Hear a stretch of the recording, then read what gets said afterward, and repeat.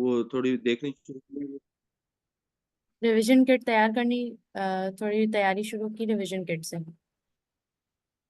जी जी मिस। अच्छा, ठीक है।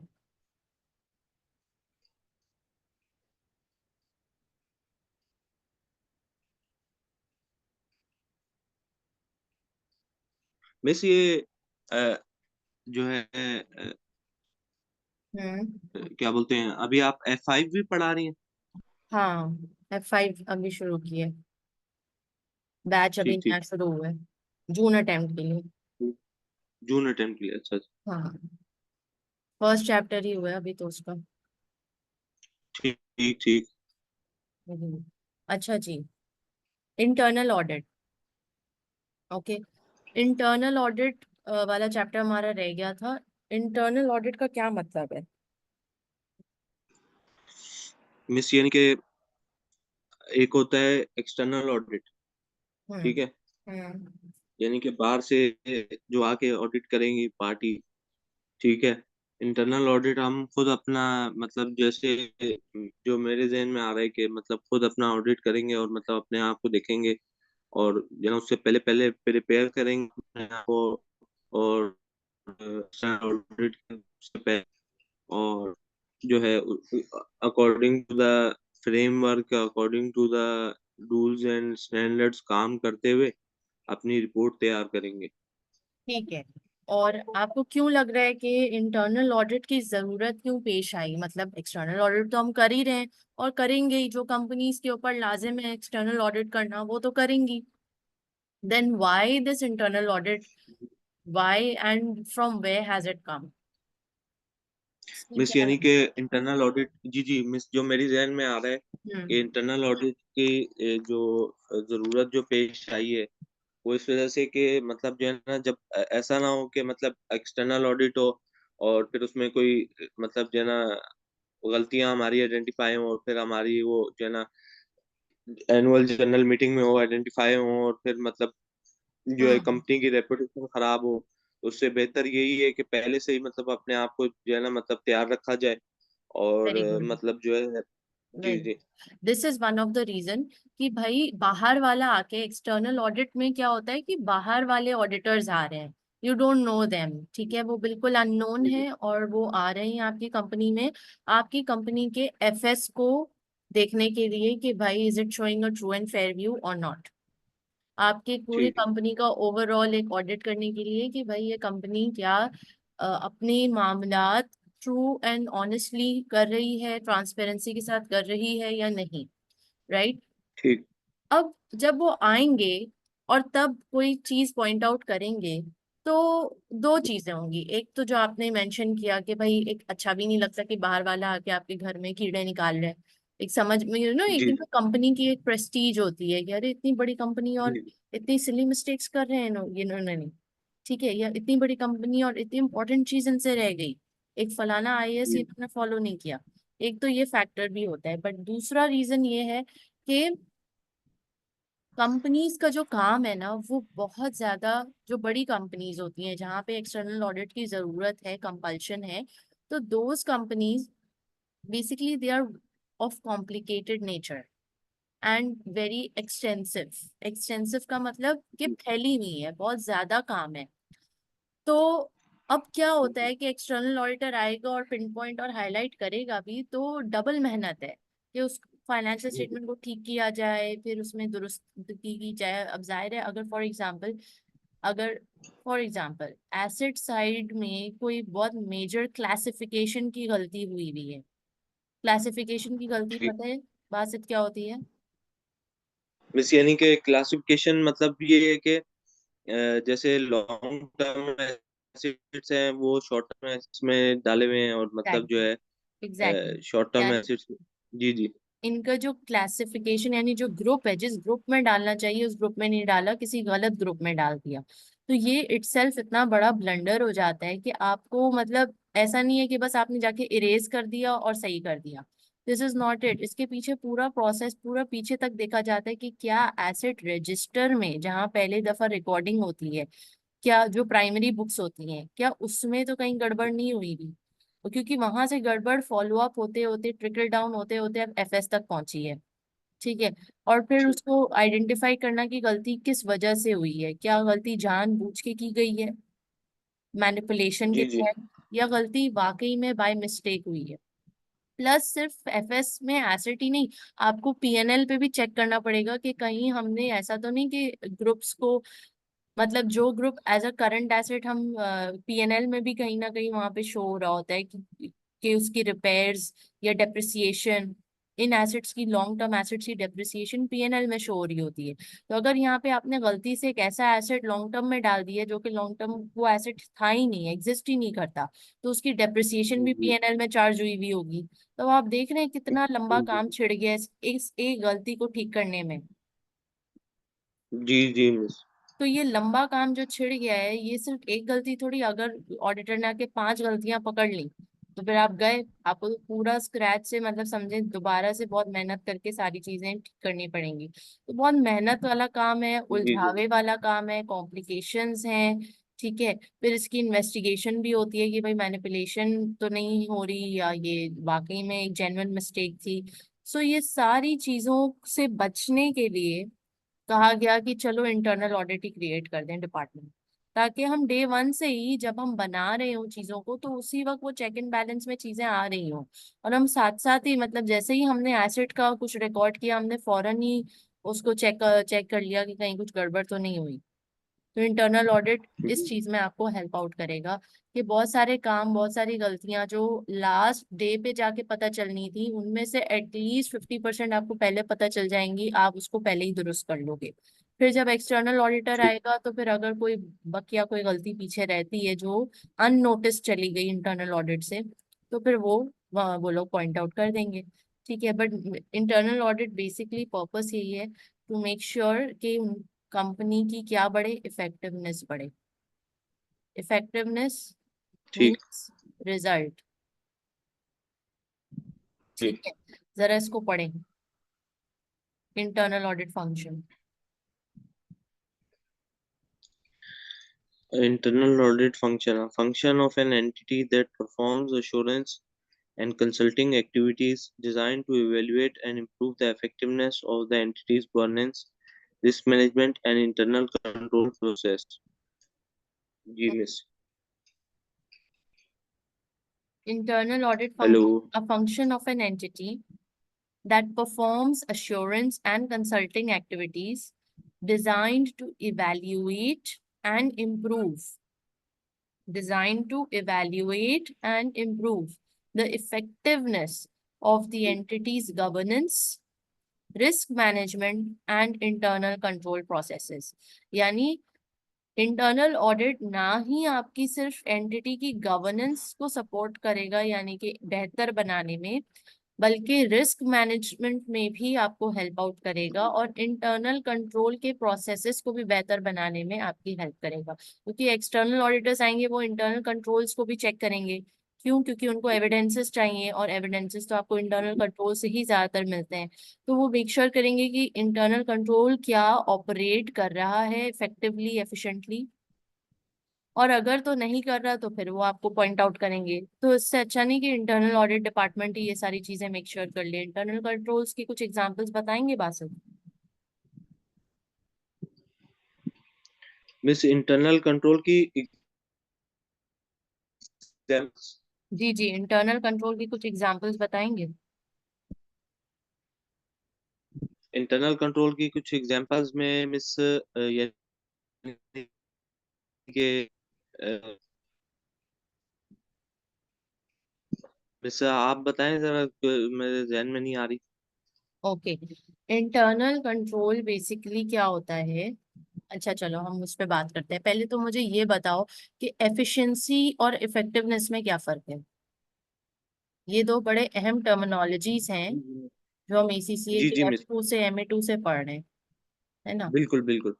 मिस ये एक होता है इकोनॉमी, ठीक है, input money spent versus input purchase, ठीक है। ठीक।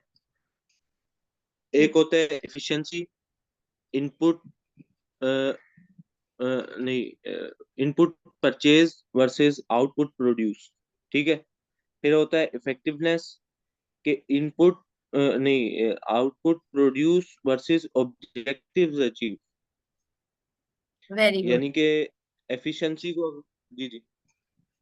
ठीक है, ये तो आपने एक डेफिनेशन बता दी मुझे, इसको थोड़ा सा एक्सप्लेन भी तो करो अपनी लैंग्वेज में, ताकि मुझे पता चले आपको समझ क्या आया है इसमें जी से। जी जी मिस, मतलब एफिशिएंसी का मतलब है हमने इनपुट जो डाला था तो उससे मतलब जो है हमारा आउटपुट कितना निकला है।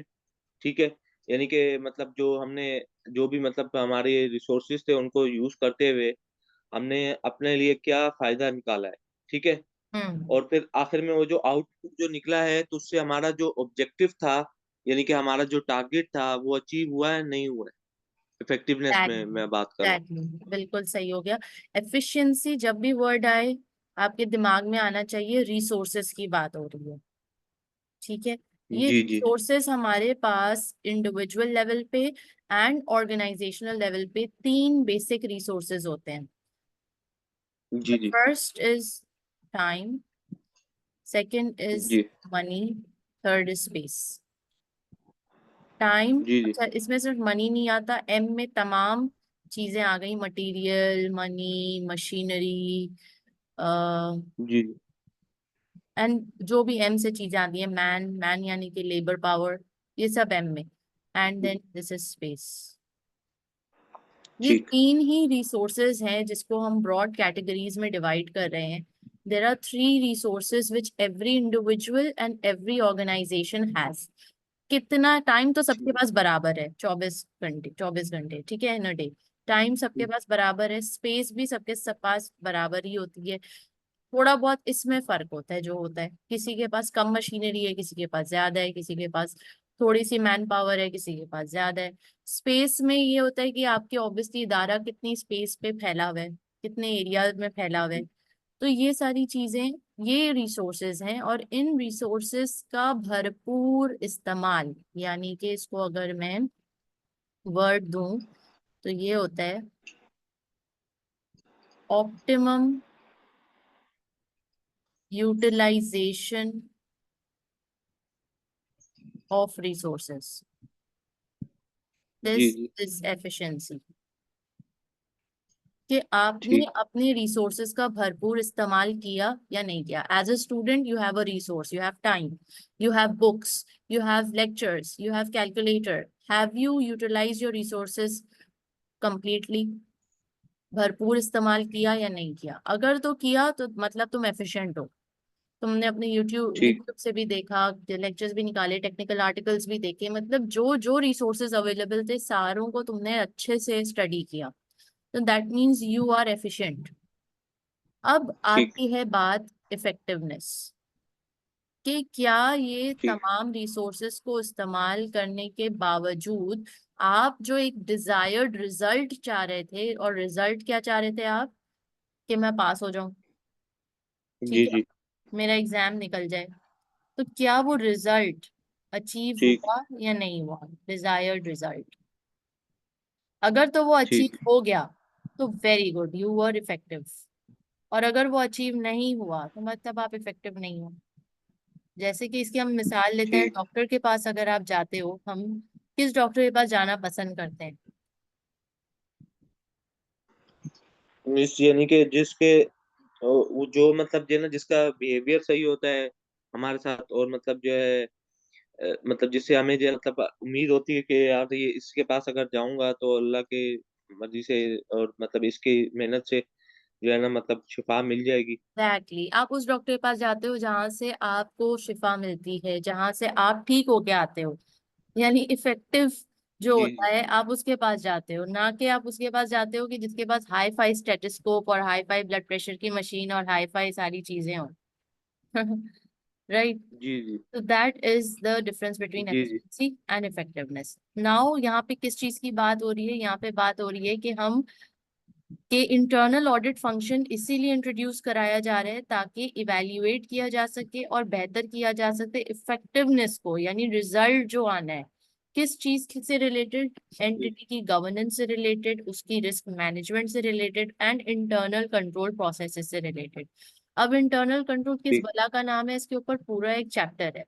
अभी फिलवक्त मैं ठीक आपको ब्रीफली इसको समझाती हूँ। इंटरनल कंट्रोल, अब मैं आपको एक मिसाल देती हूँ। आप एक सुपरमार्केट के ओनर हैं, ठीक है, यू आर एन ठीक। Owner of the supermarket.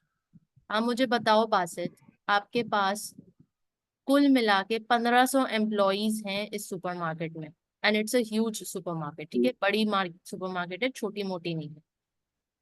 आप मुझे एक बात ठीक। बताओ, एज एन ओनर, क्या आपके लिए पॉसिबल है कि आप एट द सेम टाइम आप वेयर हाउस में भी मौजूद रहो, आप अपने ऑफिस में भी मौजूद रहो, और आप जो हो ना, जो सुपरमार्केट में जहाँ पे सेल परचेज हो रही है, जहाँ पे कस्टमर्स आ रहे हैं, वहां पर भी मौजूद रहो? क्या पॉसिबल है आपके लिए? नहीं नहीं मिस, पॉसिबल तो नहीं है।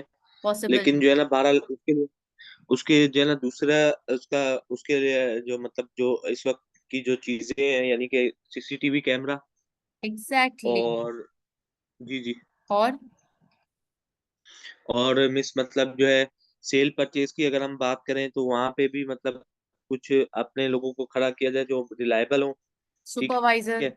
और मतलब सुपरवाइजर, जी जी मिस।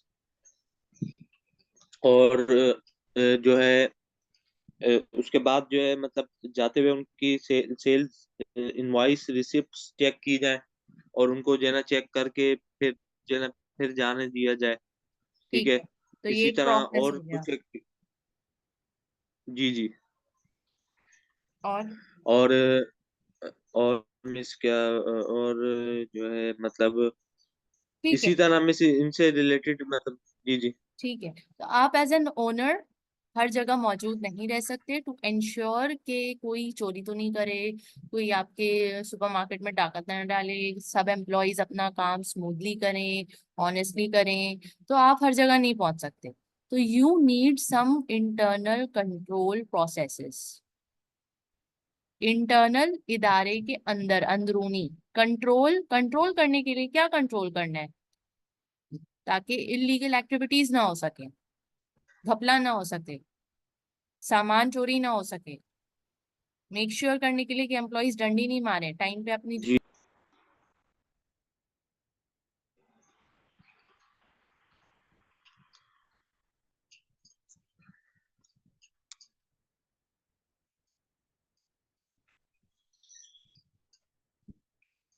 बात आवाज आ रही है? जी जी मिस, अब आ रही है आवाज। तो इंटरनल कंट्रोल का समझ में आया कि क्या रिक्वायरमेंट है। तो ये तमाम चीजें जो आपने कही, सीसीटीवी, सुपरवाइजर, प्रोसेसेस, ऐसी चीजें आपने इंतजामात किए कि आपको खुद जी हर जी जगह मौजूद होने की जरूरत नहीं है। ये सारा सिस्टम चल रहा है, और इस सिस्टम के तहत आपके इंटरनल कंट्रोल्स स्ट्रांग होने चाहिए, कि ताकि सब एम्प्लॉयज को भी पता हो कि भैया अगर कुछ भी हुआ ना सीसीटीवी में आ जाएगा, अगर कुछ भी हुआ ना सुपरवाइजर भाई बहुत खड़ूस है, अगर कुछ भी हमने हैंकी पैंकी की ना तो हम पकड़े तो जाएंगे फॉर श्योर। यहाँ पे इतने स्ट्रॉन्ग इंटरनल कंट्रोल प्रोसेसेस हैं, जी जी। तो फिर कोई हिम्मत नहीं करता। और अगर कोई पकड़ा गया और उसके ऊपर स्ट्रिक्ट एक्शन लिया गया, तो वो भी इंटरनल कंट्रोल का ही एक हिस्सा है, स्ट्रिक्ट एक्शन ले बिल्कुल। उसकी बात, मतलब उसकी गलती पे। तो स्ट्रिक्ट एक्शन से भी बहुत सारे लोग डर जाते हैं कि अरे बाबा ये लोग तो बहुत सीरियस लेते हैं, एक छोटी सी चीज तो की थी उसने, 10 मिनट ही तो लेट आया था। जी जी मिस। ठीक है, तो that is what it is.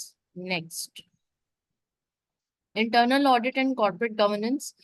यहाँ से पढ़े, internal audit functions operations can assist the board in other ways as well. भाई इंटरनल ऑडिट डिपार्टमेंट गवर्नेंस में कैसे हेल्प आउट कर सकते हैं? पढ़े। ठीक। Acting as auditors for board reports not audited by the external auditors, being the experts in fields such as auditing and accounting standards in the company, and assisting and in implementation of new standards. Liaising with external auditors, particularly where external auditors can use internal audit and reduce the time and therefore cost of the external audit. Exactly, अगर आपके पास एक strong, reliable, competent internal audit department मौजूद है, तो आपका हो सकता है एक्सटर्नल ऑडिटर्स भी कुछ चीजों के लिए उनके काम पे रिलाई करें। दिस इज जी ऑल्सो। जी। बाकी एज ऑडिटर्स वो बोर्ड रिपोर्ट्स भी चेक कर सकते हैं। एज इंटरनल ऑडिटर्स वो कोई नया अकाउंटिंग स्टैंडर्ड आ जाए तो उसकी इम्प्लीमेंटेशन में भी हेल्प आउट कर सकते हैं, being experts in the fields. तो ये सारी चीजें internal audit department help out करता है इन द कॉर्पोरेट गवर्नेंस। ठीक है miss. Next, in terms of the governance structure, best practice is for the internal audit function to report किसको करेंगे ये, to both the audit committee and to the board। दोनों को report करेंगे। बासित किस किस को रिपोर्ट करना है, किस किस को आंसरेबल है internal audit function? Miss audit committee को और बोर्ड ऑफ डायरेक्टर्स को। बोर्ड को। ठीक है जी। जी। नेक्स्ट, ऑडिट कमेटी का क्या रोल है? जब इंटरनल ऑडिट डिपार्टमेंट मौजूद है तो ये ऑडिट कमेटी का क्या रोल है, पढ़िए जरा।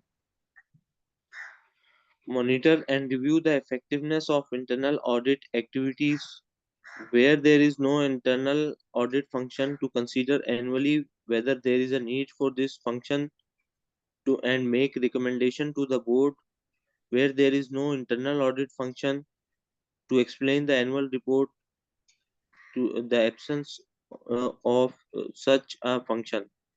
ऑडिट कमेटी क्या करती है? Monitor and review effectiveness of internal audit activities. जहां पे ठीक। इंटरनल ऑडिट फंक्शन मौजूद ही नहीं है, इंटरनल ऑडिट डिपार्टमेंट मौजूद ही नहीं है, तो फिर वो क्या करती है? They make a recommendation to the board कि भाई हमें जरूरत है कि डिपार्टमेंट क्रिएट किया जाए। Where there is no internal audit function to explain the annual report the absence of such a function. भाई एनुअल जी। रिपोर्ट में उनको ये डालना जरूरी है कि भाई हमने क्यों नहीं रखा हुआ इंटरनल ऑडिट डिपार्टमेंट। ठीक। Assessing the need for internal audit. Need क्या है भाई? ये हम नीड डिस्कस कर चुके हैं, आपने इसको गो थ्रू कर लेना है जी। जी।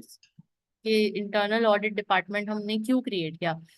अब देखें, एक ठीक। हमने ये डिस्कस किया था कि कॉम्प्लेक्सिटी और स्केल ऑफ ऑर्गेनाइजेशन एक्टिविटीज ही ऐसी हैं, प्लस कॉस्ट ऑफ जी। Setting up internal audit department versus predicted benefit, benefit ज्यादा है बनिस्बत कॉस्ट के। फिर उसके बाद ability of existing managers and employees to carry out assignments that internal audit में आस्क्ड टू कैरी आउट। भाई जो मैनेजर्स है ना, जो इंटरनल ऑडिट डिपार्टमेंट अपनी चीजें कर रहा होगा, तो हो सकता है कंपनी के पास अगर वो ना हो तो एग्जिस्टिंग मैनेजर्स वो कर रहे हो, एम्प्लॉयज कर रहे हो, तो वो फिर प्रोफेशनलिज्म नहीं रहता ना उस काम में। मतलब आपके लोकल एम्प्लॉयज वो सब कर रहे हैं, तो इंटरनल ऑडिट डिपार्टमेंट ही अगर क्रिएट कर लिया जाए तो वो एक एक्सपर्ट का काम हो जाएगा ना, कि एक्सपर्ट्स ये काम कर रहे हैं। जी। जी। Then managements perceive need for assessing risk and internal control. भैया मैनेजमेंट कह रही है कि हमें तो रिस्क भी पता करना है वक्त से पहले और इंटरनल कंट्रोल को भी इंश्योर करना है कि सब अच्छे से काम कर रहे हो, ऑपरेट कर रहे हो, तो जिसकी वजह से इंटरनल ऑडिट डिपार्टमेंट की नीड है। हम्म। Then, where it is more cost effective or desirable to outsource the work, the pressure from external stakeholders to establish an internal audit department। बाज़ औक़ात external stakeholders आपको फोर्स या pressurise कर रहे होते हैं कि भाई अपना इंटरनल ऑडिट डिपार्टमेंट खोलो। तो ये सारे वो रीजंस हैं कि जिसकी वजह से इंटरनल ऑडिट डिपार्टमेंट खोला जाता है। Next, distinction between internal and external audit. अब ये बड़ा मजे का टॉपिक आ गया और ये काफी एग्जामिनेबल भी है। अब ये पूरा चार्ट है हमारे पास, जिसको बासित जी। पढ़िए। ऑब्जेक्टिव, इंटरनल ऑडिट का ऑब्जेक्टिव क्या है, एक्सटर्नल का। अच्छा, मैं आपको देती हूँ 5 मिनट, आप इसको जी। गो थ्रू करो और फिर मुझे समराइज वे में बताओ कि क्या डिफरेंसेस हैं दोनों। ठीक है मिस।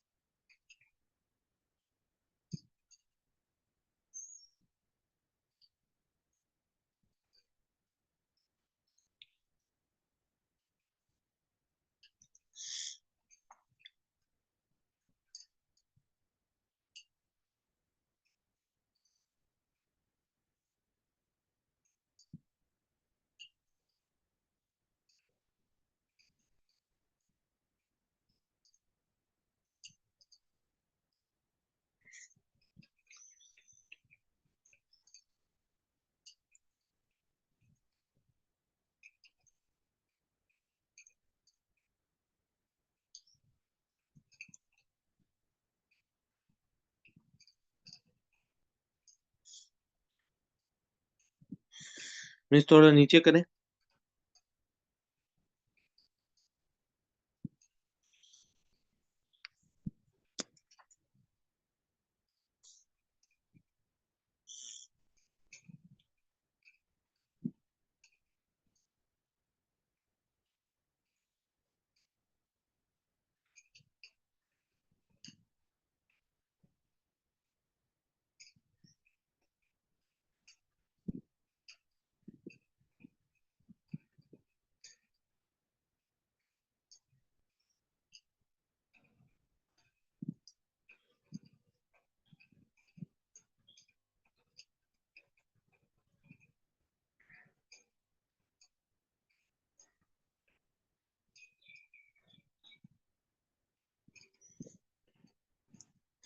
जी मिस।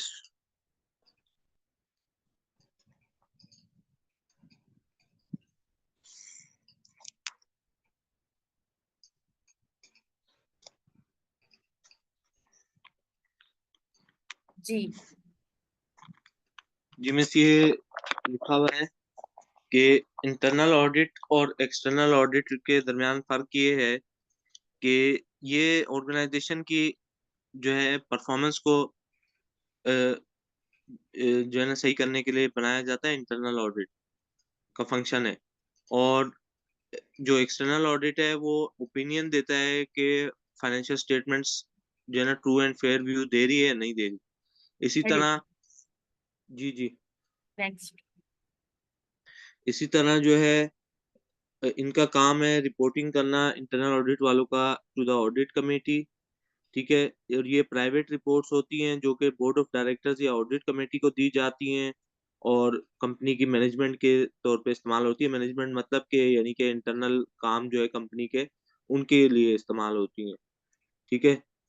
और ये वाली जो एक्सटर्नल ऑडिट है ये शेयर होल्डर्स और मेंबर्स को दी जाती है, मतलब रिपोर्ट की जाती हैं। ठीक है।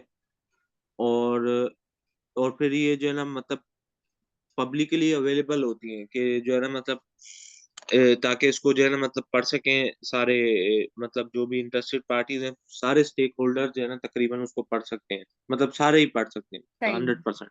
सेट हो गया।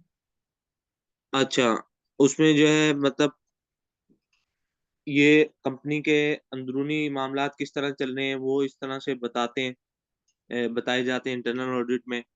और जो मतलब जो एक्सटर्नल ऑडिट है वो तो फाइनेंशियल स्टेटमेंट्स है, यानी कि फाइनेंशियल अकाउंटिंग के ही उसमें जो है ना मतलब का इस्तेमाल आती है। अच्छा, ऑफन, अच्छा एक मिनट, एक मिनट। ये तो या तो इसमें रिलेशनशिप ये होता है कि अपने ही एम्प्लॉयज होते हैं, या तो थोड़ा बहुत आउटसोर्स किया जा सकता है। ठीक है। और ये जो है ना एक्सटर्नल ऑडिट वाले, इनका कंपनी की मैनेजमेंट से कोई ताल्लुक नहीं होता।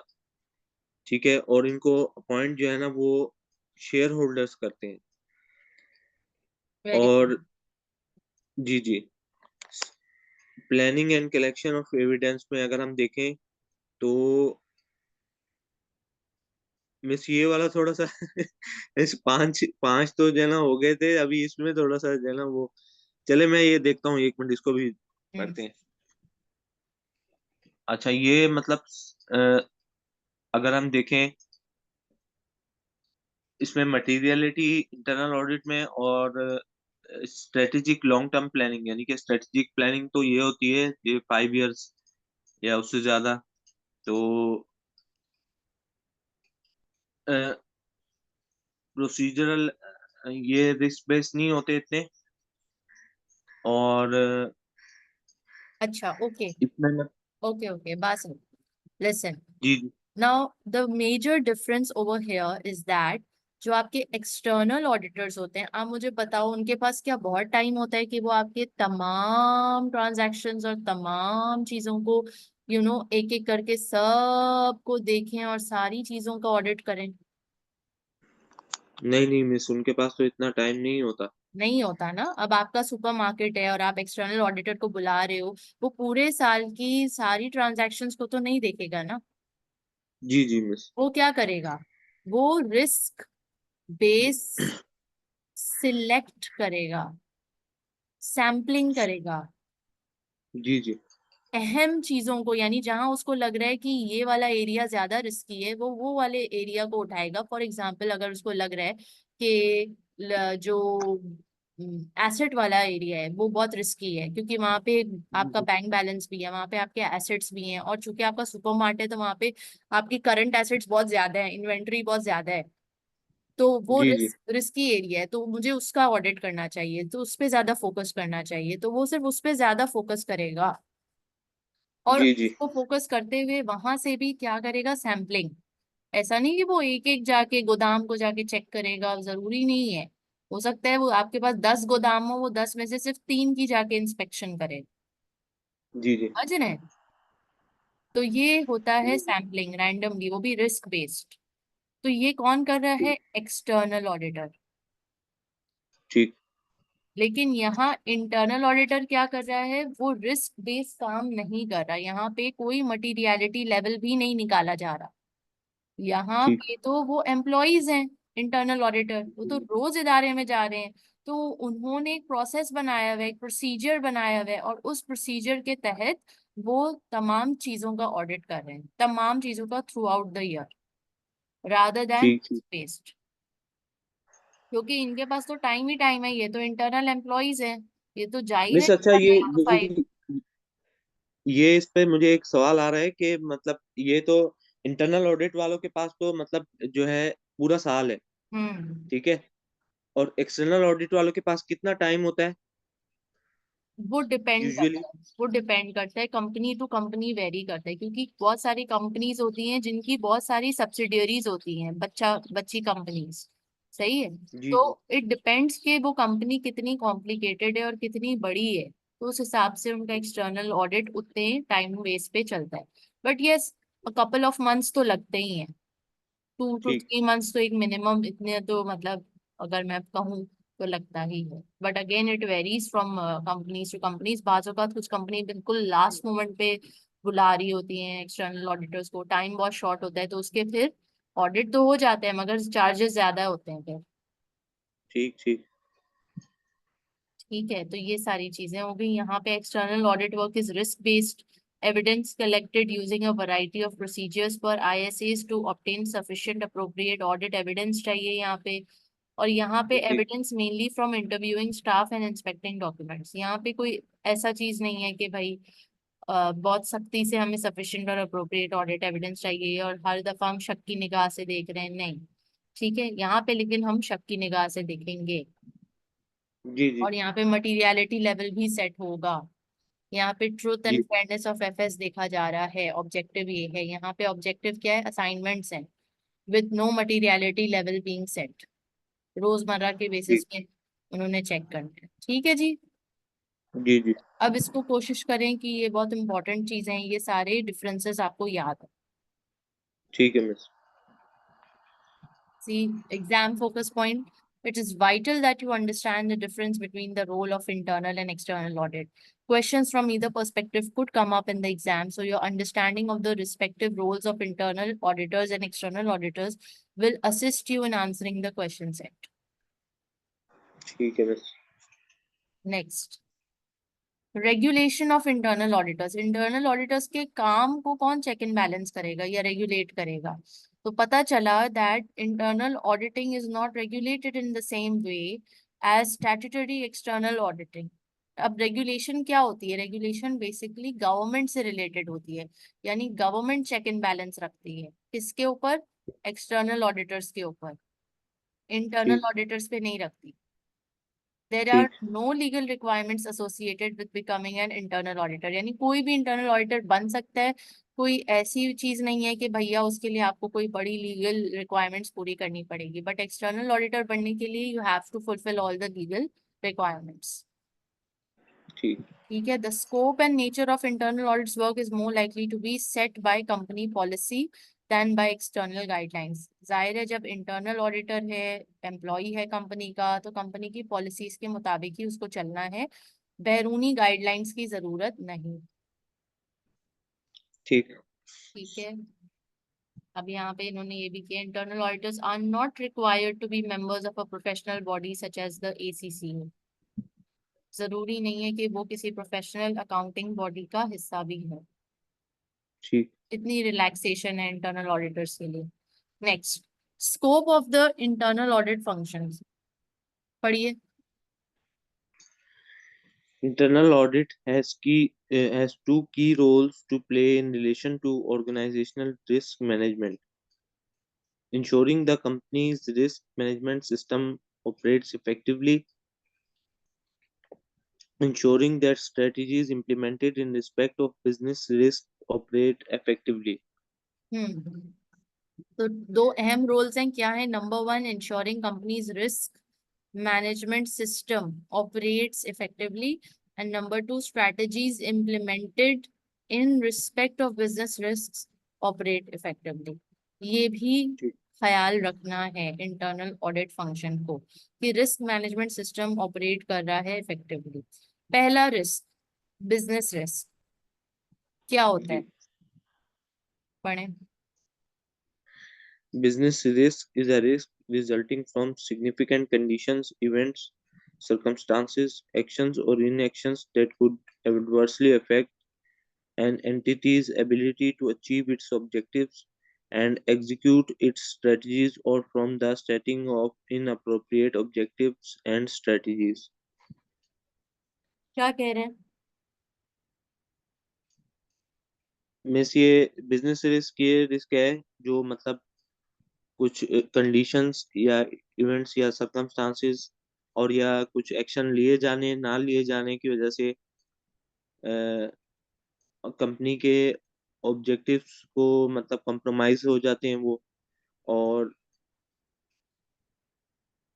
जो है बिल्कुल कंपनी कॉम्प्रोमाइज हो अपनी जाते हैं, ऑब्जेक्टिव्स एग्जीक्यूट नहीं हो पाते हैं, या फिर इनअप्रोप्रिएट ऑब्जेक्टिव्स की सेटिंग हो जाती है। जी ये मिस। सब बिजनेस रिस्क में फॉल करता है। Business risk, it could be anything, it could be anything, ये मतलब कोई स्पेसिफिक नहीं है, ये कुछ भी हो सकता है, कोई कंडीशन हो सकती है, जैसे अभी पिछले दिनों कोविड आ गया था, बिजनेस रिस्क था सबके लिए।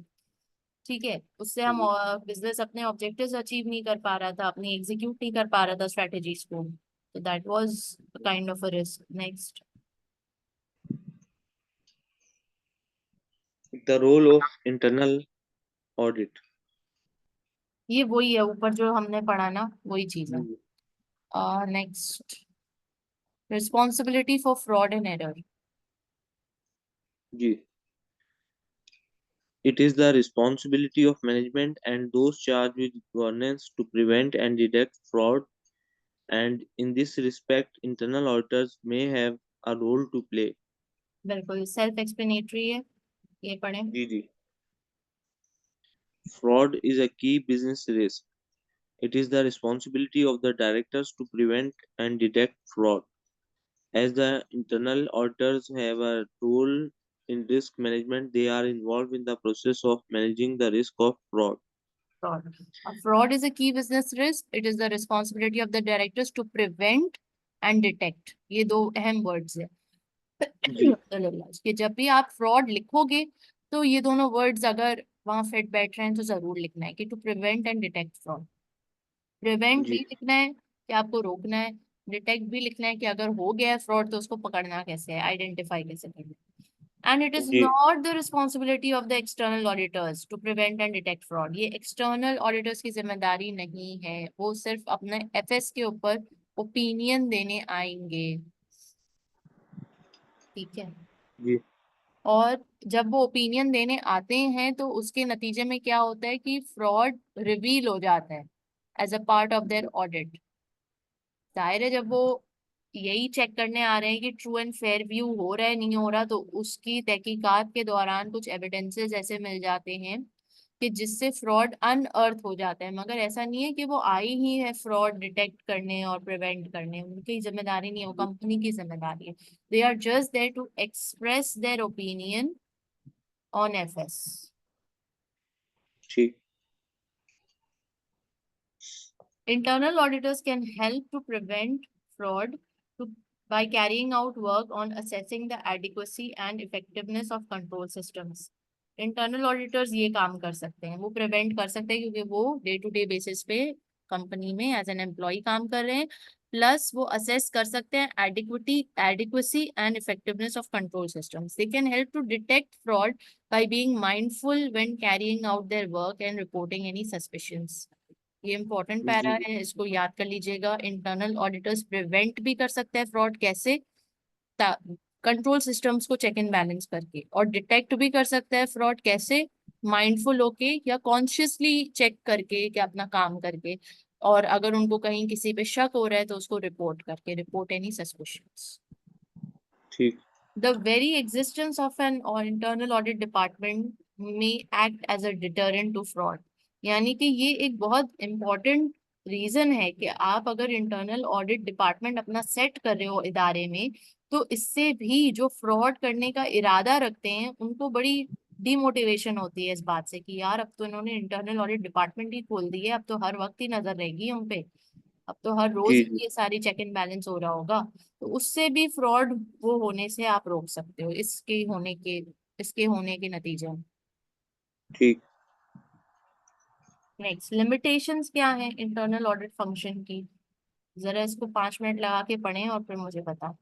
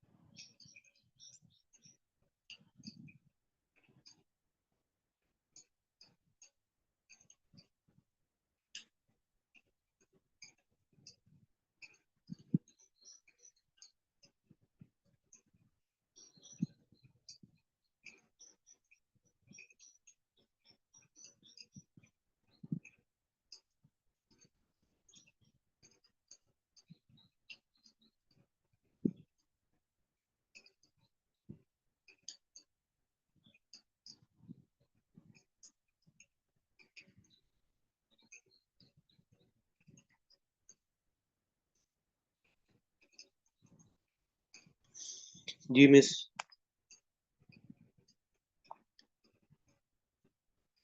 एक्सप्लेन करें।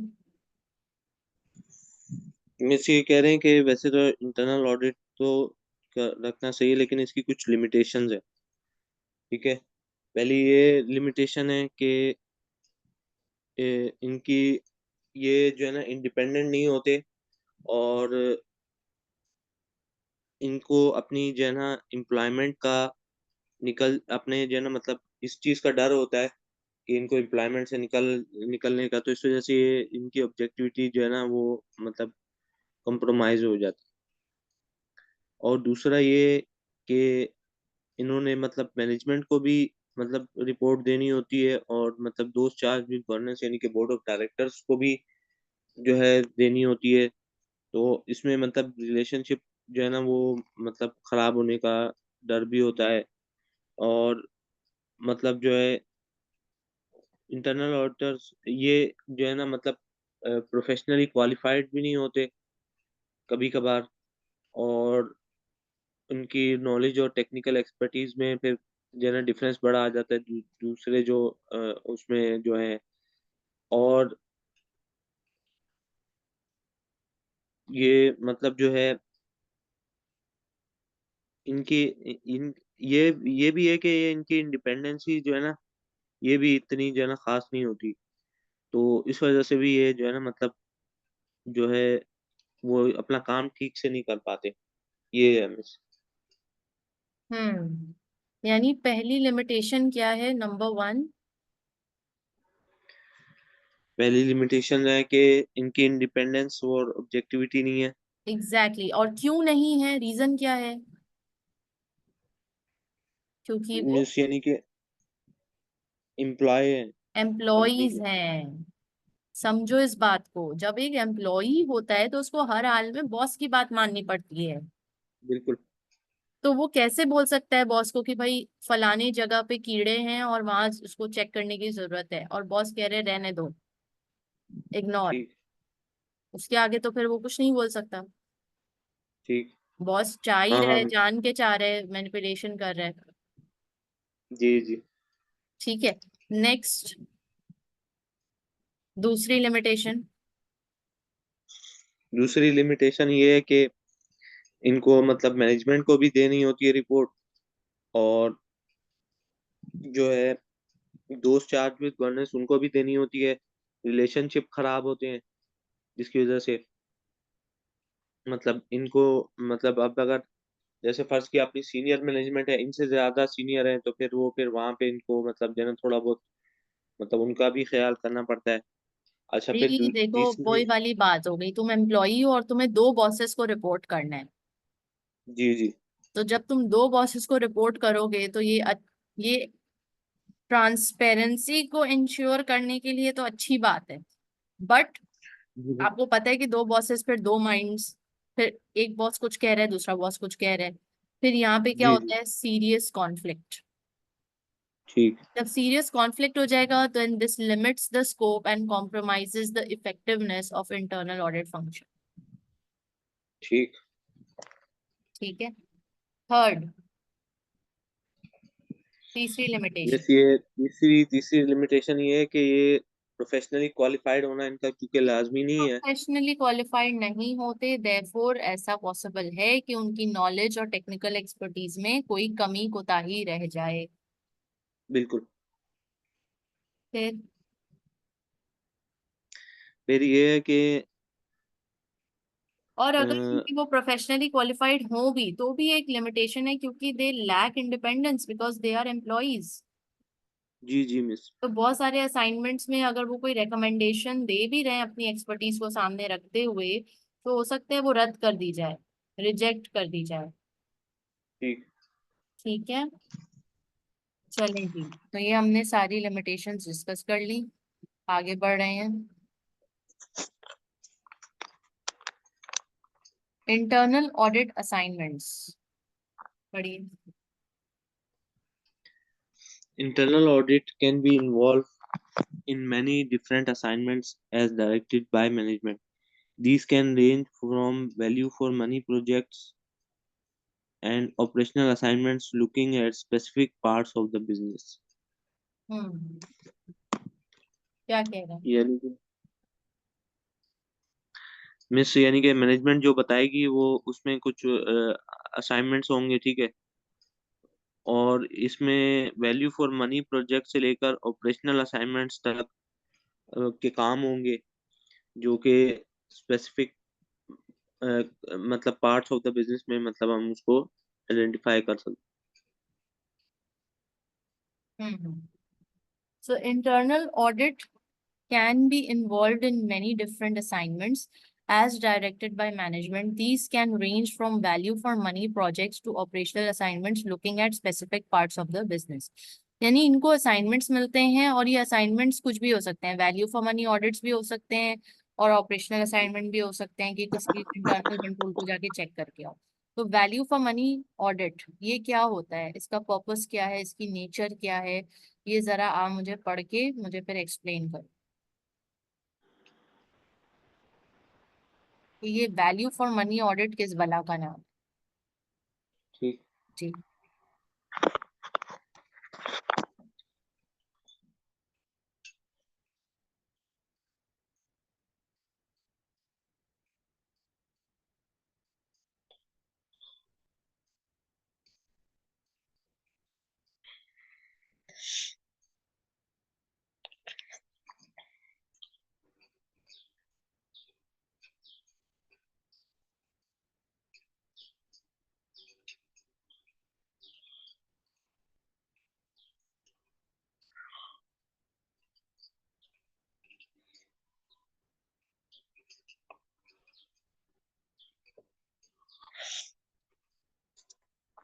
Miss value for money audit उसी 3 चीजों का नाम है, इकोनॉमी, एफिशिएंसी और इफेक्टिवनेस।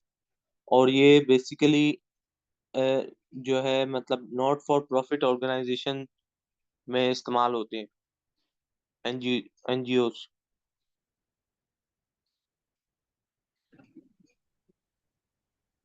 कहाँ इस्तेमाल होती हैं? Not for profit organisations. Not for profit organisation, ये वैल्यू फॉर मनी ऑडिट्स। जी जी। ठीक है। और ये बेसिकली क्या करते हैं, ये 3 E's को चेक करते हैं, राइट? ठीक। इकोनॉमी, एफिशिएंसी एंड इफेक्टिवनेस, जिसको हम थोड़ी देर पहले डिस्कस कर चुके। जी। और कुछ पढ़े यहाँ पे भी और फिर समझाएं, कोई और बात रह तो नहीं?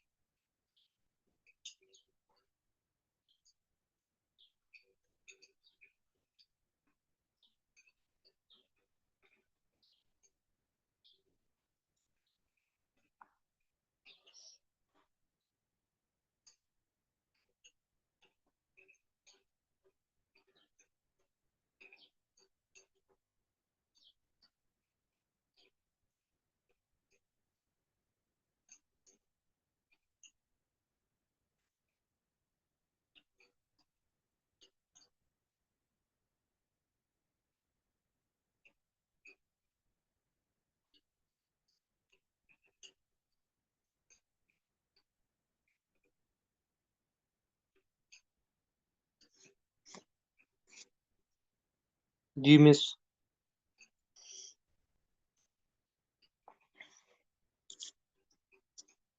ठीक। जी मिस, ये कह रहे हैं कि मतलब वैल्यू फॉर मनी ऑडिट में हम जो है इसमें कुछ कुछ चीजें, सर्विस डिलीवरी, ठीक है, मैनेजमेंट प्रोसेस और एनवायरनमेंट को थोड़ा मतलब देख सकते हैं। और जो है मतलब हम ये देख सकते हैं कि मतलब ज्यादा पैसे तो नहीं लग रहे और कुछ एक्टिविटीज में, और ऑब्जेक्टिव्स भी जो है ना मतलब ओवरऑल वो अचीव हो रहे नहीं हो रहे। अच्छा, स्पेंडिंग जो है ना वो जो हो रही है, जो वो हेल्प कर रही है अचीव करने में ऑब्जेक्टिव्स। और मतलब चेंजेस क्या हम ऐसी ला सकते हैं जिससे परफॉर्मेंस हमारी इम्प्रूव हो। ठीक है। यानी कि हम ये देख रहे हैं, मतलब इन शॉर्ट, अगर मैं इसको सम अप हम करें कि वैल्यू फॉर मनी ऑडिट का मतलब है कि हम सिर्फ इस बात को देख रहे हैं कि भाई जो ये इदारा पैसे खर्च कर रहा है, जितने भी जी प्रोसेसेस में, कंट्रोल्स में, सिस्टम में, क्या वो उन उस इन्वेस्टमेंट से उतना ही बेनिफिट क्रिएट कर पा रहे हैं या नहीं कर पा रहे? सिंपल। तो जी वैल्यू जी। फॉर मनी असेसमेंट हमें यही फोकस दिया गया है कि भाई आप बस ये देखो कि क्या ये इदारा कोई फजूल खर्ची तो नहीं कर रहा, क्या ये बिला वजह बहुत ज्यादा पैसे दे रहा है किसी ऐसी चीज के लिए जिससे बेनिफिट बहुत बहुत मिनिमम है, या बहुत लीस्ट उस सस्ता बेनिफिट है, उसमें कोई खास कोई वैल्यूबल चीज नहीं है, जिसमें अगर ठीक ना भी इन्वेस्ट किया जाए तो चलेगा, या ये ठीक। फलाना प्रोसेस यहाँ पे जरूरी नहीं है फिर भी इन्होंने यहाँ पैसे लगाए हुए हैं। तो इकोनॉमी, एफिशिएंसी और इफेक्टिवनेस को मनी की नजर से, पैसों की नजर से देखा जा रहा है। ठीक है जी। तो ये होता है वैल्यू फॉर मनी ऑडिट। तो ये एक पर्टिकुलर असाइनमेंट है जो किसको मिलता है? इंटरनल ऑडिटर्स को। ठीक। Now, an illustrative list is shown below of the sort of spending areas that might be looked at and the aspects of spending where value for money might be improved. यानी कि employees expenses, आपने कुछ ज्यादा ही जरूरत से ज्यादा employees तो higher नहीं किए हुए, प्लस हायरिंग की ठीक। गई है तो वो नंबर ऑफ एम्प्लॉयज सही है, मगर आप उनकी सैलरी एक्स्ट्रा ऑर्डिनरीली ज्यादा दे रहे हो, या बिला वजह के बोनसेस दे रहे हो, या बिला वजह के कोई लवाजमात एक्स्ट्रा बेनिफिट्स दे रहे हो जिसकी जरूरत भी नहीं है। ठीक। प्रेमिसेस एक्सपेंसेस, प्रेमिसेस क्या आपने बिला वजह में मतलब ऐसे प्रेमिसेस को चूज किया है कि जहाँ का रेंट एक्स्ट्रा ऑर्डिनरीली ज्यादा है, वहाँ के लैंडलॉर्ड्स आपको एक्सप्लॉइट कर रहे हो? आपके प्रेमिसेस ठीक। में आपके बिजली का बिल, आपका रेंट, आपका किराया, आपके सब चीजें मेंटेनेंस क्या बहुत ज्यादा आपको करनी पड़ रही है, एक कि आपके ही जैसी एक और कंपनी उसका ये एक्सपेंस आपसे कम है? तो ये बेसिकली कंपैरिजन से पता चलेगा कि आपका ज्यादा है या कम है। या तो मार्केट से आप कंपेयर करोगे, मार्केट रेट से, या तो आप किसी जी। कॉम्पिटिटर से कंपेयर करोगे कि भाई फलाना कॉम्पिटिटर भी तो हमारे जैसा ही बिजनेस कर रहा है सेम टू सेम, मगर उसका किराया तो उतना ज्यादा नहीं है, हमारा किराया तो बहुत ज्यादा है। ठीक। Suppliers and services, establishment expenses, capital expenditure, ये सारी चीजों पे आप नजर डालोगे और देखोगे कि कहाँ पे पैसा फजूल खर्च हो रहा है। जी। Problems with VFM auditing. अब वीएफएम ऑडिटिंग की प्रॉब्लम्स क्या है, या इसको हम कह लें लिमिटेशंस क्या है, मतलब क्या ये करना बहुत अच्छी बात है, फायदेमंद है या क्या? इसको गो थ्रू करें, मेजरिंग ऑफ गुड्स, इसको भी पढ़ के आप समझाएं। जी। जी।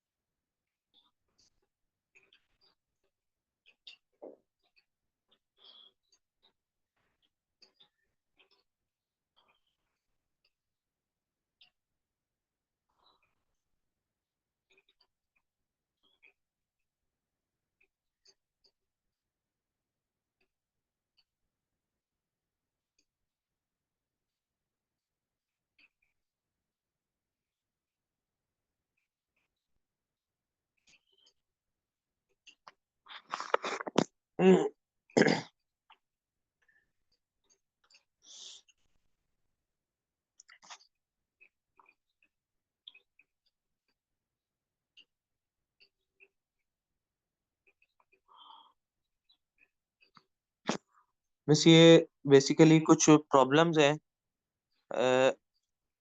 वैल्यू फॉर मनी ऑडिटिंग की, कि हम इसमें आउटपुट मेजर करना, जैसे मतलब फायर ब्रिगेड की कंपनी है, फायर ब्रिगेडियर के फायर ब्रिगेड, तो वो जो है मतलब कितने लोग लिफ्ट में फंसे, उसने किस तरह निकाला है, या एक छोटे घर में आग लगी और फिर उसको इंडस्ट्रियल फायर से या रोड एक्सीडेंट से फिर उसको कंपैरिजन, ये थोड़ा सा मुश्किल है। अच्छा, ऑब्जेक्टिव्स में जो है क्वालिटी ऑफ सर्विस, उसको हम देखेंगे। मतलब ये लोकल अथॉरिटी के डिफरेंट ऑब्जेक्टिव्स हैं और रबिश कलेक्शन सर्विस के डिफरेंट ऑब्जेक्टिव्स हैं। तो और इसके लिए स्टैंडर्ड एक मेंटेन करना पड़ेगा, स्टैंडर्ड, स्टैंडर्ड के थ्रू हम जना चेक करते हैं। अच्छा, उनका स्टैंडर्ड मतलब मैच नहीं कर रहा ना, सेक्रीफाइस ऑफ क्वालिटी। अच्छा, ये इकोनॉमी और एफिशिएंसी जो है ना, मतलब अब अगर हम मतलब ये एफिशिएंसी मतलब जो है ना, अब अगर हम इसमें देखें कि प्रोडक्शन में, मैं जैसे एक मिसाल दे रहा हूँ कि मतलब अगर वो क्वालिटी को मतलब कंप्रोमाइज करेंगे, तो वो जो है तो फिर जाके उनकी इकोनॉमी भी और एफिशिएंसी भी जो है ना मतलब अचीव होगी, तो क्वालिटी कंप्रोमाइज हो जाएगी। और टीचिंग स्टैंडर्ड्स और क्वालिटी इसी तरह फिर इस पे भी बात है कि जितने ज्यादा पीपल टीचर यानी कि स्टूडेंट और टीचर का रेशो होगा स्कूल में, तो फिर टीचिंग और टीचिंग में भी तो पहले स्टैंडर्ड ये क्वालिटी जो है बताएं ना वो। ये बताएं कि क्या वैल्यू फॉर मनी सिर्फ और सिर्फ नॉट फॉर प्रॉफिट ऑर्गेनाइजेशन में ही होती है, या ये नॉर्मल कंपनी भी अपना करवा सकती है? नहीं नहीं मिस, ये तो वैल्यू फॉर मनी ऑडिटिंग जैसे हम पीछे पढ़ के आए हैं, ये तो नॉट फॉर प्रॉफिट ऑर्गेनाइजेशन के लिए होती है। बस? और जी क्यों, सिर्फ इसके लिए क्यों होती है? मिस, बिकॉज यानी कि जी जी, there because there performance can not be properly assessed using conventional accounting accounting, ratios. यानी आप एक यूजुअल अकाउंटिंग के जितने भी लवाजमात हैं उनको सामने रखते हुए नॉट फॉर प्रॉफिट ऑर्गेनाइजेशन को असेस नहीं कर सकते, बिकॉज वो तो कमा ही नहीं रहे ना। तो जी अकाउंटिंग जी तो उन पे की जाती है जो कमाते हैं, जिन्हें रेवेन्यू आ रहा है। सो बिल्कुल। मेजरिंग आउटपुट एक थोड़ा मसला हो जाता है, क्योंकि अगर fire brigade can be measured by number of call outs, but it is not satisfactory to compare a call out to individuals stuck in a lift with a call out to a small house fire or a major industrial fire or a road accident। मतलब जब आप output को major कर रहे हैं तो जरूरी नहीं कि हर दफा आउटपुट बहुत ज्यादा हो, जी बहुत जी बहुत अच्छा हो। क्योंकि एक हो सकता है फायर ब्रिगेड की जरूरत है, क्यों? क्योंकि कोई बच्चा जो है वो पेड़ के ऊपर चढ़ के वहां स्टक हो गया, ठीक। ठीक है, या फिर कोई लिफ्ट स्टक हो गई है। तो ये कोई बहुत ऐसी चीज नहीं है कि जहाँ पे बहुत ह्यूज फायर है या कोई बहुत बड़ा आउटपुट अचीव हो रहा है, ठीक है। बट ठीक। क्या है कि जाहिर है अब आप इंसान की मदद तो करोगे अगर वो लिफ्ट में फंसा है या अगर वो पेड़ पे फंसा है, ठीक है। तो दैट इज, यहाँ पे हम आउटपुट्स को मेजर नहीं कर सकते। मतलब एक किस तरह मेजर, हम बोले नहीं आज तो इन्होंने फायर ब्रिगेड ने कोई बड़ी आग नहीं बुझाई, तो भाई लगी ही नहीं तो वो कहाँ से बुझाएंगे, कहीं जी लगेगी जी तो बुझा देंगे, ठीक है। जी जी defining objectives in not-for-profit organizations, the quality of the service provided will be a significant feature of their service. For example, a local authority has among its various different objectives the objective of providing a rubbish collection service. Rubbish collection service यानी कि कचरा उठा रहे हैं, उनका जी जी काम ही यही है। So the effectiveness of this service can only be judged by establishing what standard or quality of service is required। भाई कचरा उठवा रहे हैं तो जरूरत क्या है ये तो देखनी पड़ेगी। हो सकता है जी जी जरूरत है कि पूरी तरह से, मतलब आप देखें ना, अगर आप कराची में रहते हैं, you have seen the places where you know the garbage is being dumped. So एक ऐसी जगह जहाँ पे इतना कचरा है कि मतलब महीनों का काम है, तो आप वन डे में तो जी एक्सपेक्ट नहीं कर सकते ना कि वो कंपनी ऐसा परफॉर्म करे कि वहां से एकदम स्पार्कलिंग क्लीन हो जाए। नहीं जी हो जी सकता, बिल्कुल। तो it will take months.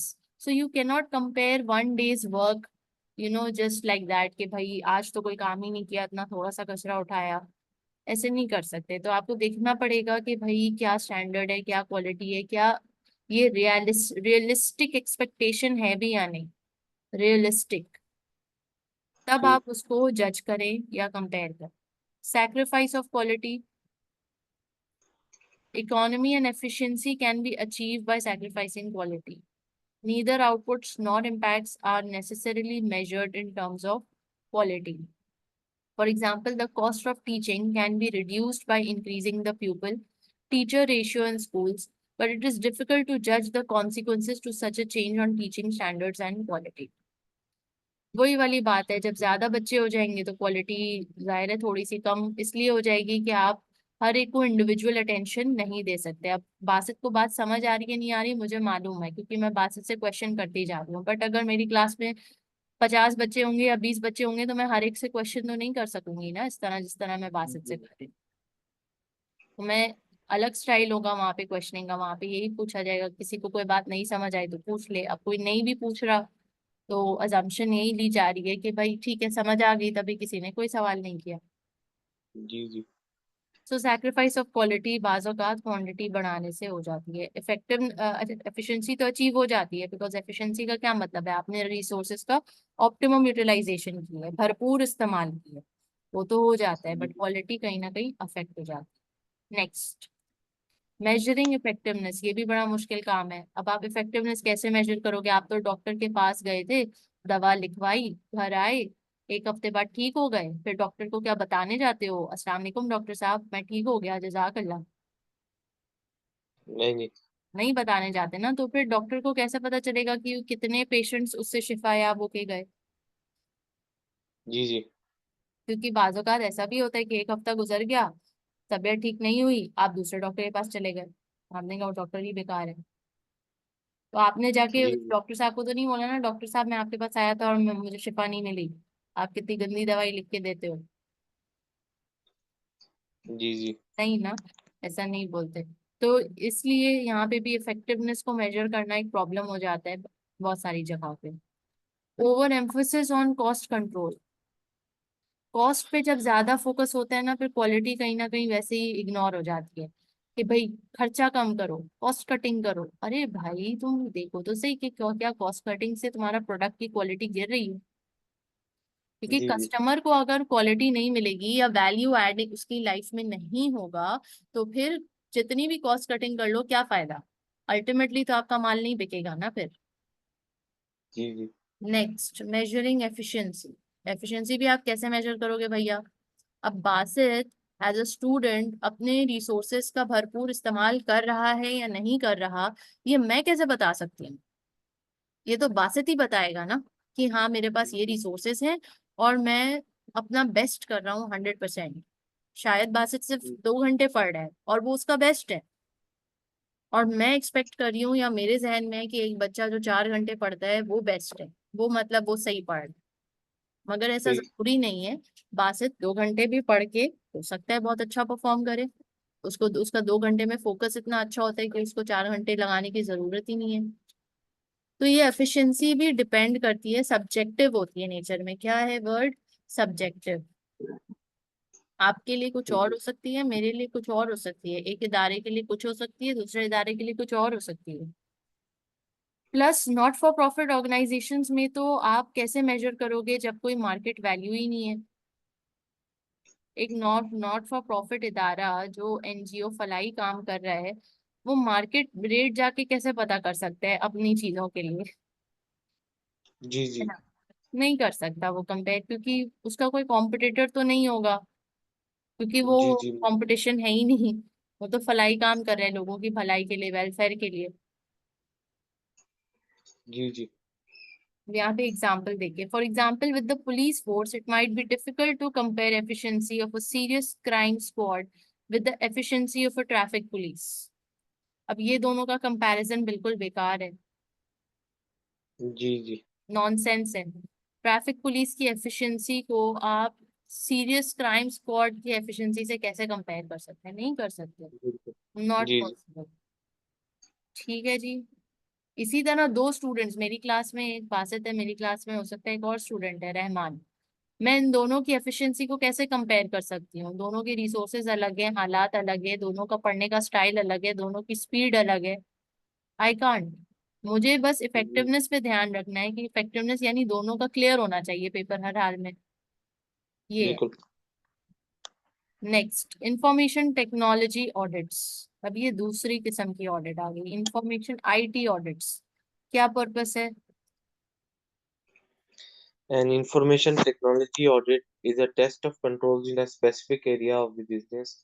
The computer system, increasingly in modern business, computers are vital to the functioning of the business and therefore the controls over them are key to the business. Business. थक तो नहीं रहे हो बासित? रोजा तो नहीं लग रहा? नहीं नहीं मिस, वो असल में ना मेरी ना कमर में बड़ी तकलीफ है ना। अच्छा, तो क्या वो हो? मिस वो असल में मैं जो है क्या बोलते हैं वो मैं एक दिन उठा तो सुबह तकलीफ हो रही थी। तो फिर उसके बाद फिर मैंने बोला चलो मतलब थोड़ी तकलीफ है तो वो जो है ना ठीक हो जाएगी।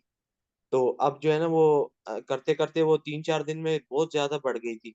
असल में वो फिर अच्छा मैं तरावी भी पढ़ाता था। तो तरावी पढ़ाते हुए भी बहुत ज्यादा तकलीफ हो रही थी, सजदे में जाते हुए, रुकू में जाते हुए। हम्म। तो अभी वो है कि मतलब फिर मैंने जाके दिखाया वहां पे डिफेंस में, मतलब एक डॉक्टर बैठते हैं। तो हम्म। उधर जाके दिखाया तो उन्होंने जेल दी और कुछ मेडिसिन लिख के दी है। तो और जो है ना मैं कुछ थोड़े सवाल जवाब किए थे। फिर वो मतलब फिर पूछ के तो फिर अभी ये कि अभी तो पहले से बेहतर हूँ। लेकिन ये कि मतलब ज्यादा देर जो है ना मतलब इस तरह बैठ नहीं सकता, फिर थोड़ा सा लेट जाता हूँ ना। हम्म। तो के थोड़ा रिलैक्स होने के लिए मजबूरी है, तो ठीक इस है। वजह से थोड़ा सा। जी जी। सही सही सही। चलो अपना ख्याल रखो भाई। डॉक्टर क्या कहते हैं, क्या मसला हुआ है? नहीं नहीं मिस, असल में जो मतलब यानी कि जो नीचे कमर से थोड़ा सा नीचे मतलब जो है ना, यानी कि हाँ मैं जो समझ। जगह है ना मतलब, जी हम्म। जी, मतलब इस थोड़ा सा वो उधर मतलब झुका बिल्कुल नहीं जा रहा था मिस। तो अच्छा। जी जी, तो वो जो है ना, फिर अभी तो कुछ बेहतर है, अभी थोड़ा बहुत झुक लेता हूँ, लेकिन जो है वो दर्द अभी होता भी मतलब जी जी, पहले से तो बेहतर है, लेकिन अभी भी अच्छी खासी मतलब है, तकलीफ है। है। नहीं, इसको प्रॉपर दिखवाओ कि क्या मसला है, कोई नर्व पिंच हो रही है या क्या चीज है। ठीक है। जी जी मिस। स्प्लिटली नहीं लो। अच्छा, आगे बढ़ते हैं। एक हो गया information technology audits, IT audit. IT नाम से ही पता चल रहा है कि भाई computer systems and test of controls, ये सबको देखने के लिए। ठीक है, अब मैं तेजी से थोड़ा आगे बढ़ूंगी क्योंकि ये सब आप खुद से रीड कर सकते हो, इजी है। Best value audits. Best value is a best performance framework. पढ़िए। Best value is the performance framework introduced into local authorities by the UK government, Department of Communities and Local Government 2011. They are required to publish annual best value performance plans and review all their functions over a 5-year period. ठीक। अच्छा, as per the best value authorities are required to strive for continuous improvements by implementing the 4 C's: challenge, compare, consult, compete. How is challenge, how and why is the service provided? Compare, make comparisons with other local authorities and the private sector. Consult, talk to local taxpayers and services users and the wider business community in setting performance targets. Compete, embrace fair competitions as a means of securing efficient and effective services.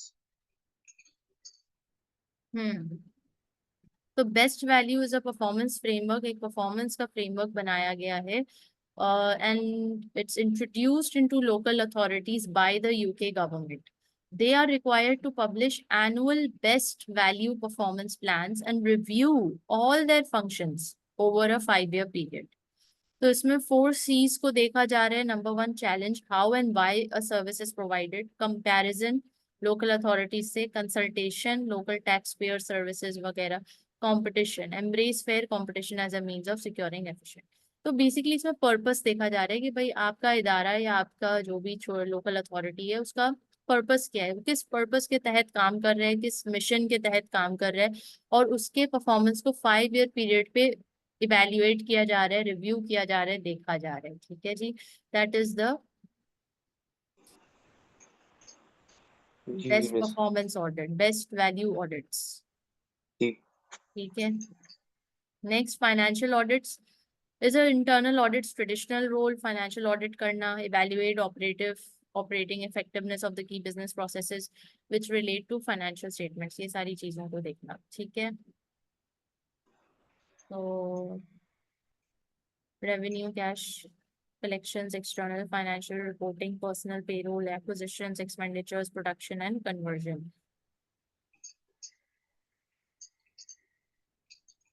Basically financial audit जो है, इसमें financial audit, finance यानी revenue की बात हो रही है, तो रेवेन्यू की बात हो रही है। फिर रेवेन्यू के बाद कुछ जाहिर है, जब जो कमाओगे तो फिर उससे कुछ ना कुछ तो खरीदोगे, बिजनेस में इन्वेस्ट करोगे या कुछ ना कुछ एक्सपेंडिचर करोगे। फिर जी उसके प्रोडक्शन करोगे, कन्वर्जन करोगे, बेचोगे, फिर फाइनेंशियल कैपिटल आ जाएगा, पेमेंट आ जाएगी, फिर पर्सनल एम्प्लॉयज को पे बैक करोगे, फिर एक्सटर्नल फाइनेंशियल रिपोर्टिंग करवाओगे और फिर से रेवेन्यू कमाओगे। तो ये सारे फाइनेंस से रिलेटेड फंक्शंस हैं। Regulatory compliance audit. Regulatory compliance audit कौन करवा रहा है? Regulation which affects companies will vary depending on the nature of the organisation. Some regulations will be specific to the industry the client operates in, and some will apply to all companies operating in a region or country. The purpose of the compliance audit is to assess the effectiveness of the business systems and processes that are designed to ensure that the company complies with the relevant laws and regulations. Laws और regulations को comply करना, यही major चीज है जो कि regulation concerned होते हैं कि जी जी। कंपनी तमाम रूल्स एंड रेगुलेशंस को फॉलो कर रही है या नहीं। Next, fraud investigation. इसका नाम से ही पता चल रहा है कि फ्रॉड को इन्वेस्टिगेट करने के लिए ये काम करवाया जा रहा है। Next is customer experience audit. Customer का एक्सपीरियंस क्या है? अब आप देख रहे हो कि कितना स्पेसिफिक कर दिया है। कस्टमर एक्सपीरियंस जी ऑडिट एक अलग ही चीज है, फाइनेंशियल ऑडिट एक अलग ही चीज है। तो ये भी इस तरह से भी ऑडिट्स हो सकते हैं। इतने टाइप्स, इतनी कैटेगरीज हैं कि जहाँ पे सिर्फ स्पेसिफिकली एक फंक्शन को सामने रखते हुए ऑडिट किया जा रहा है, चेक एंड बैलेंस किया जा रहा है, तमाम चीजों को देखा जा रहा है। ऑपरेशनल ऑडिट ऑपरेशनल प्रोसेसेस को देख रहे हैं। ये बेसिकली मैनेजमेंट और एफिशिएंसी ऑडिट से कंसर्न है। In approaching operational internal audit assignments, two aspects are taken into considerations: ensure policies are adequate, ensure policies work effectively. Procurement audits, procurement, purchasing for business, खरीदना, asset खरीदना, जमीन खरीदना, building खरीदना, कोई branch खरीदना, franchise खरीदना, that is procurement. ठीक। Examples of internal audit assignments. Internal audit assignments क्या होते हैं? अच्छा जी, पहले एग्जाम फोकस पॉइंट पढ़ लें, पढ़े। If you are asked to suggest assignments that the internal audit functions could be asked to perform, you must give specific and feasible assignments applicable to that particular company rather than just listing the general categories of assignments. Read the description of the company in the scenario carefully. अगर पूछा इनके जा रहा है कि कोई assignment suggest करो जो इंटरनल ऑडिट फंक्शन को परफॉर्म करना चाहिए, तो आपको क्या करना होगा? ये जो जनरल कैटेगरीज ऑफ असाइनमेंट ऊपर से हमने पढ़ी हैं, उनमें से कोई एक सजेस्ट करना होगा। बट आप किस बेसिस पे जिस सजेस्ट करोगे? डिस्क्रिप्शन ऑफ द कंपनी के बेसिस पे, कि उस कंपनी को नीड क्या है। क्या वो नॉट फॉर प्रॉफिट है? क्या वो फाइनेंशियल है? क्या वो कोई और है? मतलब उस हिसाब से ही आप उसको सजेस्ट करोगे, ठीक है। ठीक। बाकी ये सब आपने गो थ्रू कर लेना है, वही सारा रिपीट है ऊपर का, समराइज्ड वे में। Internal auditors reports.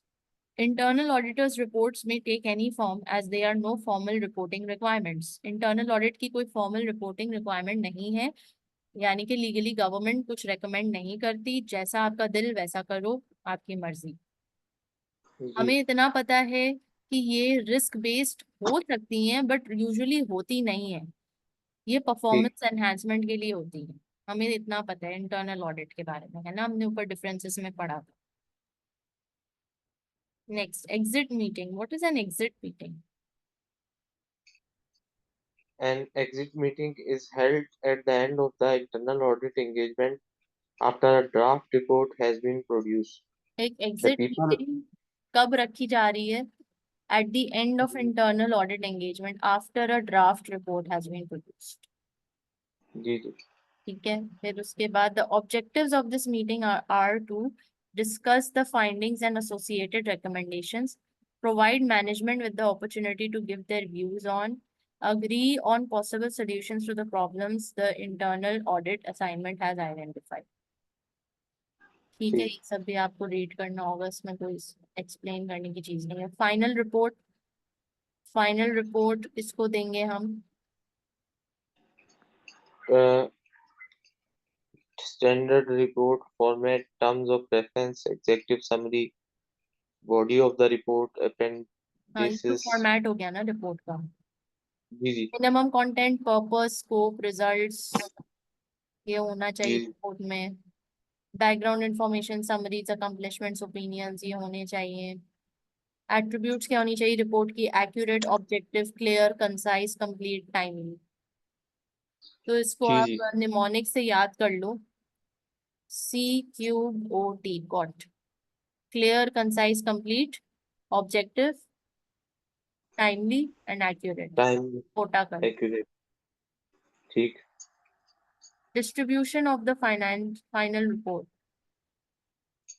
बोर्ड को, those who are affected, external auditors अगर नेसेसरी है तो। ठीक। इंटरनल ऑडिट कमेटी भी होती है ना, ऑडिट कमेटी।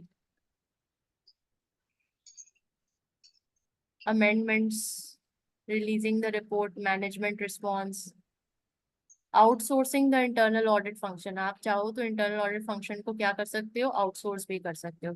इसका एडवांटेज क्या है कि speed, cost and tailored answer to the internal audit requirements. Disadvantage क्या है, include threats to independence and objectivity if the external audit service is provided by the same firm. यानी कि जी आप outsource तो कर लो, उसका फायदा ये है कि आपका जल्दी हो जाएगा, कॉस्ट इफेक्टिव भी हो सकता है हो, और आपकी रिक्वायरमेंट्स के मुताबिक हो। डिसएडवांटेज क्या है कि अगर आपने सेम फर्म को ठेका दिया है एक्सटर्नल ऑडिट का भी और इंटरनल ऑडिट का भी, तो वहां पे threat to independence and objectivity हो सकती है। जी जी। ठीक है जी। बाकी एडवांटेज डिसएडवांटेज आपने खुद से देख लेने हैं, इसमें कोई बड़ी चीज नहीं है। यहाँ पे हमारा चैप्टर कंप्लीट होता है अल्हम्दुलिल्लाह। ये सेक्शन हमारा अल्लाह अल्लाह करके हुआ है कंप्लीट। जी जी। ये क्वेश्चन आपने करना है, रिवीजन किट करनी है, क्वेश्चंस करने हैं। पहला सेक्शन आसान था, इंट्रोडक्शन था, बेस बन रही थी। ठीक है, अब हम अपने अगले मेजर सेक्शन में जाएंगे अगली क्लास से, जो कि है risk planning and risk assessment. ठीक है, ठीक है मिस। चलें आज की क्लास यहीं तक। इंशाल्लाह अगली क्लास में मुलाकात होगी। तब तक आप, अभी आपके पास हाफ एन आवर है, आप अभी फौरन रिवीजन किट निकालो और जी। इंटरनल ऑडिट के कुछ क्वेश्चंस कर लो। भले चैप्टर ठीक को है। देख के कर लो, कोई मसला नहीं, इससे ठीक है। आपकी लर्निंग भी होगी। ठीक है, सही है मिस। ओके। चलें जी, अपना ख्याल रखें, अल्लाह हाफिज। अल्लाह हाफिज।